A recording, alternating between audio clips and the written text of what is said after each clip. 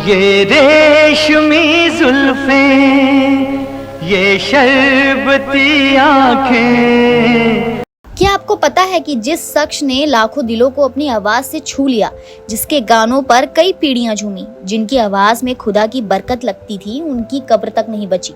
जी हाँ, हम बात कर रहे हैं मोहम्मद रफी साहब की। वही रफी जिनकी आवाज आज भी सुनो तो लगता है जमीन पर जन्नत उतर आई हो। पर क्या आप जानते हैं कि उनके जाने के 30 से 35 साल बाद उनकी कब्र तक मिटा दी गई और वजह बताई गई जगह की कमी। लेकिन ये सब इतना सीधा नहीं है जितना दिखता है। इसके पीछे बहुत कुछ है जो दिल दहला सकता है और कई लोगों को ये तक कहने पर मजबूर कर देता है कि रफी साहब को अपने ही कर्मों की सजा मिली। अब सवाल ये उठता है कि ऐसा क्या हुआ जो एक राष्ट्रीय खजाने को ऐसी बेइज्जती का सामना करना पड़ा। चलिए शुरू से शुरू करते हैं। मोहम्मद रफी साहब का जन्म हुआ 24 दिसंबर 1924 को पंजाब के कोटला सुल्तान सिंह गांव में। बहुत ही मामूली परिवार से थे। बचपन में उनके गांव में एक फकीर आता था जो सड़क पर अल्लाहू गाता था और रफी साहब उसे चुपचाप सुनते रहते थे। वहीं से उनके दिल में सुरों का बीज बोया गया।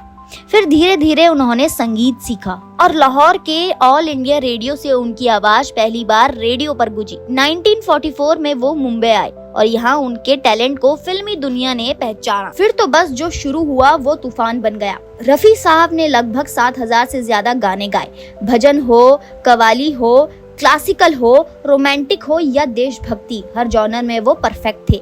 लेकिन असली बात ये थी कि वो अपनी गायकी के साथ साथ अपनी इंसानियत के लिए भी जाने जाते थे। कई गाने तो उन्होंने बिना पैसे लिए गाए, बस इसीलिए कि गायक नया है या संगीतकार दोस्त है। 21 जुलाई 1980 को अचानक एक हार्ट अटैक आया और दुनिया उनकी मखमली आवाज से हमेशा के लिए महरूम हो गई। मुंबई के जुहू मुस्लिम कब्रिस्तान में उन्हें दफनाया गया। उनके अंतिम संस्कार में हजारों लोग आए। उस दिन ऐसा लग रहा था जैसे बॉलीवुड का एक युग खत्म हो गया हो। सरकार ने 2 दिन तक राष्ट्रीय शोक घोषित किया। लोग घंटों लाइनों में खड़े रहे बस उनके आखिरी दर्शन के लिए। अब असली किस्सा यहीं से शुरू होता है दोस्त। रफी साहब को जिस कब्र में दफनाया गया था वो कब्र 2010 के आसपास अचानक ट्रस्ट द्वारा मिटा दी गई। हाँ, मिटा दी गई। कारण बताया गया जगह की कमी है। अब आप सोच रहे होंगे कि मुंबई जैसे शहर में जगह तो वाकई कम है, लेकिन क्या रफी साहब जैसे व्यक्ति को इतना भी सम्मान नहीं मिल सकता था कि उनकी कब्र को संरक्षित रखा जाए। मुंबई के जुहू कब्रिस्तान में मुसलमानों को दफनाने की जो परंपरा है उसमें कब्रें स्थायी नहीं होती। आमतौर पर 5 से 10 साल बाद उन्हें खोदकर फिर से किसी और को दफना दिया जाता है। ट्रस्ट का कहना था कि कब्रिस्तान की जमीन सीमित है और लगातार लोगों को जगह देने के लिए ये कदम उठाना पड़ता है। लेकिन यहाँ सवाल ये उठता है कि क्या हर कोई होता है? क्या एक ऐसा गायक जिसने देश के संगीत को नई ऊंचाई दी, उसकी कब्र भी एक आम आदमी की तरह तोड़ी जा सकती है? जब रफी फाउंडेशन और उनके चाहने वालों को इस बारे में पता चला तो मानो हंगामा मच गया। लोग सोशल मीडिया पर भड़क गए। किसी ने लिखा, भारत जैसे देश में रफी साहब की कब्र मिटा दी गई, ये इंसानियत की मौत है। कई फैंस ने कब्रिस्तान जाकर नारियल के पेड़ के नीचे फूल चढ़ाए क्योंकि वहीं कभी उनकी कब्र हुआ करती थी।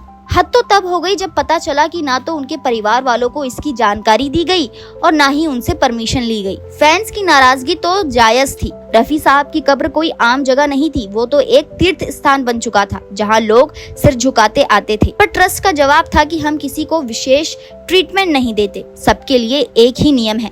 कुछ लोग कहने लगे कि शायद ये कर्मों की सजा थी। मगर कौन से कर्म? क्या वो कर्म कि उन्होंने दूसरों की मदद की, या वो कि उन्होंने बिना पैसे लिए भी गाना गाया? ये बातें सुनकर दिल रो पड़ता है।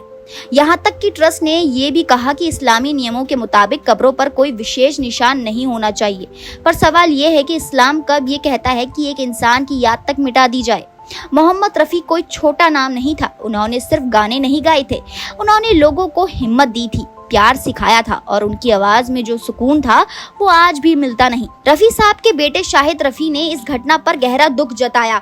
उन्होंने कहा, हमने कभी ये नहीं सोचा कि अब्बा की कब्र तक मिटा दी जाएगी। कम से कम हमें बताया तो जाता। फैंस ने ट्रस्ट से अपील की कि एक छोटा सा मेमोरियल बना दिया जाए ताकि लोग श्रद्धांजलि दे सके। लेकिन अफसोस कोई सुनवाई नहीं हुई। इस घटना ने एक बहुत बड़ी बहस को जन्म दे दिया। क्या भारत जैसे देश में जहां लोग फिल्मी सितारों को भगवान मानते हैं, वहां भी एक कलाकार को मरने के बाद इतना बेइज्जत होना पड़ता है? क्या ये हमारे समाज की संवेदनहीनता नहीं है? एक कलाकार जिसने जिंदगी भर लोगों को मुस्कुराना सिखाया, जिसकी आवाज ने लोगों को दर्द से निकाला, उसे मरने के बाद इतनी भी जगह नहीं दी गई कि उसके कब्र को बचाया जा सके। जब ये खबर फैली तो विदेशों में रहने वाले भारतीय फैंस तक को धक्का लगा। दुबई, लंदन, कनाडा से लोग आए और उस जगह पर जाकर श्रद्धांजलि दी जहां कभी रफी साहब की कब्र हुआ करती थी। नारियल के पेड़ के नीचे फैंस आज भी फूल रखते हैं। कोई लोग उस जगह की मिट्टी बोतल में भरकर ले गए, किसी ने वहीं बैठकर उनका गाना गाया। फिर 2010 में रफी फाउंडेशन की शुरुआत हुई और कई जगहों पर उनके नाम से म्यूजियम और गैलरी खोलने की मांग उठी। कुछ जगहों पर उनके नाम से सड़कें और गलियां रखी गईं। लेकिन अफसोस, जो सम्मान उन्हें मिलना चाहिए था वो कभी नहीं मिल पाया। सोचिए, रफी साहब ने किशोर कुमार की सिफारिश की थी जब उन्हें दूरदर्शन पर बैन कर दिया गया था। उन्होंने राजीव गांधी से गुजारिश की थी कि किशोर पर से ये बैन हटा दीजिए। एक कलाकार का इतना बड़ा दिल था कि वो अपने समकालीन गायक के लिए आगे आया। कभी उन्होंने निसार बाजमी के लिए सिर्फ ₹1 में गाना गाया था, कभी श्यामल मित्रा जैसे संगीतकार के साथ बिना पैसे के रिकॉर्डिंग कर डाली। क्या ऐसे इंसान को ये सजा मिलनी चाहिए थी? शायद नहीं, लेकिन ये सच्चाई है और बहुत ही कड़वी सच्चाई है। शायद मोहम्मद रफी साहब को इस बात का मलाल नहीं होता। वो तो खुद को फकीर कहते थे। उनके लिए शोहरत, दौलत, सब कुछ आवाज और सेवा के नीचे था। पर हमें शर्म आनी चाहिए कि हम अपनी धरोहर को संभाल नहीं पाए। आखिर में जब आप रफी साहब का कोई गाना सुने, क्या हुआ तेरा वादा, चाहूंगा मैं तुझे सात सवेरे, या तेरे मेरे सपने, तो एक बार उस नारियल के पेड़ के नीचे बैठे रूह को याद करिए, जो कभी दुनिया के सबसे प्यारी आवाज हुआ करती थी। और सोचिए कि क्या हम सच में उस कलाकार को सम्मान दे पाए या हमसे कुछ छूट गया। बस यही सवाल है और यही वीडियो का मकसद है, आपको सोचने पर मजबूर कर देना कि मोहम्मद रफी सिर्फ एक नाम नहीं था, वो एक एहसास था जो अब कब्र के बिना भी जिंदा है हमारी यादों में, हमारी सांसों में और हर उस गाने में जो दिल को छू जाता है। तो दोस्तों, आज के लिए इतना ही। उम्मीद करती हूँ आपको ये वीडियो पसंद आया होगा। अगर आपको ये वीडियो पसंद आया तो इसे लाइक कीजिए और हमारे चैनल को सब्सक्राइब करना ना भूलें।